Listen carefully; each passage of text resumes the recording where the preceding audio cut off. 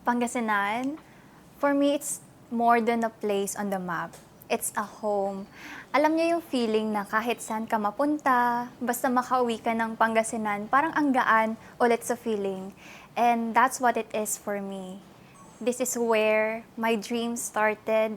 Dito ako unang natutong mangarap, madapa, bumangon. And the people here, grabe. Tahimik pero palaban, simple pero may lalim. And they don't just inspire you, they ground you.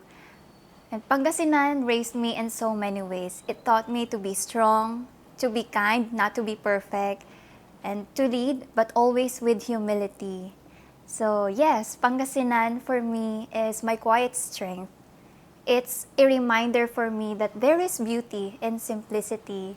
And no matter where life takes me, I'll always carry Pangasinan with me. Grabe, ang daming unforgettable moments sa Ganda Mo, Pangasinan. But if I had to choose one, it would be our shoot in Manawag. Siyempre, everyone knows the Minor Basilica.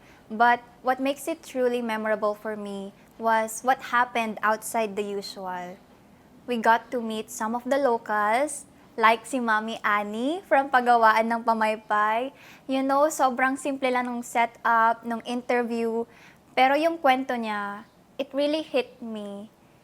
And she's not just making pamaypays, she's creating jobs, she's helping her community, and she's doing everything with so much love and humility. And that moment reminded me that Ganda Mo, Pangasinan isn't just about capturing the beauty on camera. It's about capturing the soul of the people. Ang dami kong natutunan, honestly. Parang hindi lang ako nag-shoot. Parang naging parte ako ng mas malalim na kwento. So every moment for me is more than unforgettable. It was life-changing in the most simplest yet most beautiful way.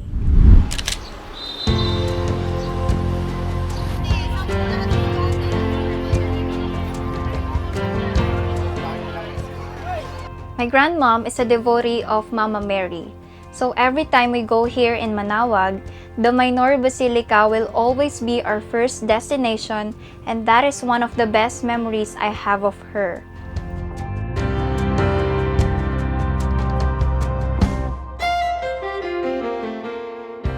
Our devotion to God and Mama Mary is a reflection of our deep-rooted faith and cultural heritage. It represents the blend of spirituality and tradition that shapes our identity as Pangasinenses. By exploring the beauty of Manawag, I get to see more than the Minor Basilica. I've seen their skills, their talents, their creativity, their passion for preserving the culture and heritage, their kindness, and most especially, the hearts of every Manawaganians. What I like about them is their efforts in prioritizing their fellow kababayans for employment opportunities within their local businesses.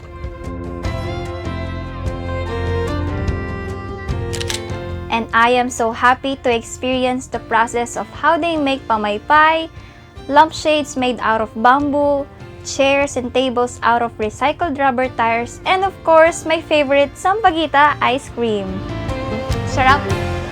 Manawag is a town rich in cultural, spiritual, and natural attractions and offers something that will make you special. There is something in Manawag that will make you feel at home.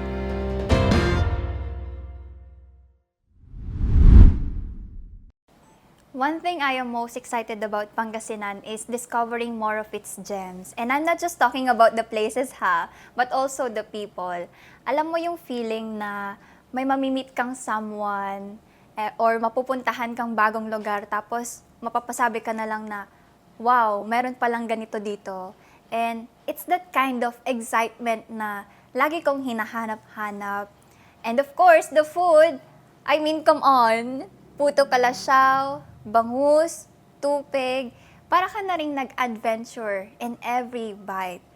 But aside from that, it's also the growing sense of pride and community sa ating mga kababayan. You can really feel that every Pangasinense is working so hard, not just for themselves, but for the whole province. So yeah, every visit, every shoot, every kwentuhan, I'm just excited to fall in love with Pangasinan all over again in new and unexpected ways.